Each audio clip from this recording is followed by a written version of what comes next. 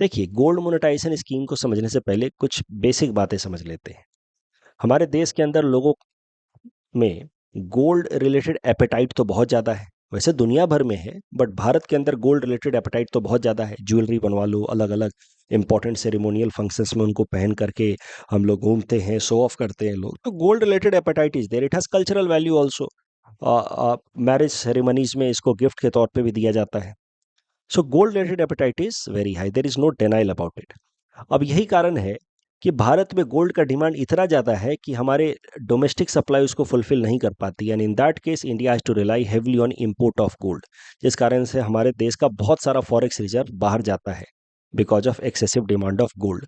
तो इसी प्रॉब्लम से डील करने के लिए दो अलग अलग स्कीम्स लाए गए थे 2015 में। एक था सोवरेन गोल्ड बॉन्ड स्कीम, जिसको हमने दिसंबर महीने में कवर किया था, दिसंबर 2024 में। तो अभी हाल फिलहाल में कवर किया, तो उसको नहीं देखेंगे।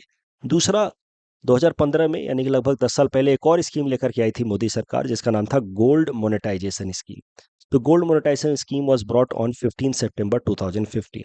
इसके अंतर्गत हम और आप या कोई भी इंस्टीट्यूशन, जैसे कि बड़े बड़े मंदिरों में, ट्रस्ट में बहुत सारा गोल्ड रहता है, वो उस गोल्ड को जो वहाँ पे खाली पड़ा हुआ है उसको जाकर के बैंक्स में जमा करवा सकते हैं और वहाँ से इंटरेस्ट भी अर्न कर सकते हैं।